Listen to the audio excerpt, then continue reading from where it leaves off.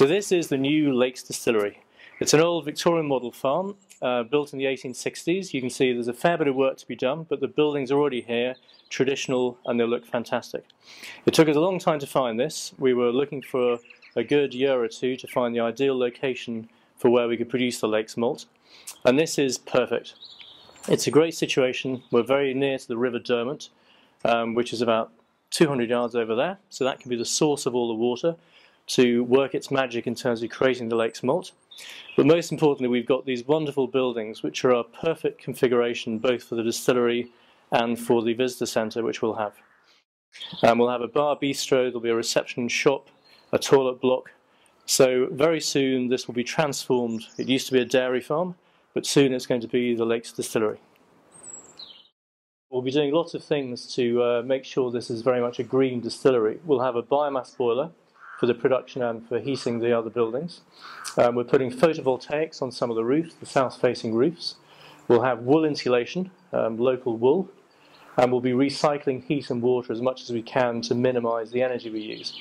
So this really will be an extremely green distillery. So we're now coming into the magnificent main barn of the farm, which is the most beautiful building here.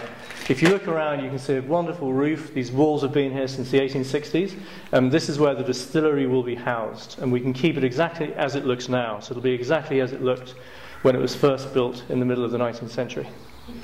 In one half will be the brew house, and in this half will be the still house.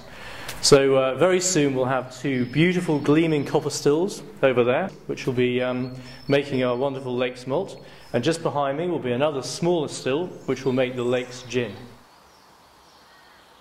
The whole building will have a mezzanine floor covering it. Now this will allow both the magicians who are making the whisky to do their work, but also this is where tourists will be able to come through and see the process of how we make our whisky and our gin.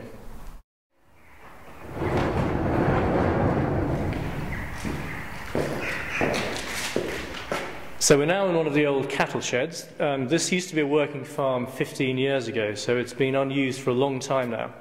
And you can see where the cattle would have been, sitting there, and this will be our main warehouse. So instead of cattle being in these stalls, there will soon be wonderful casks of whisky.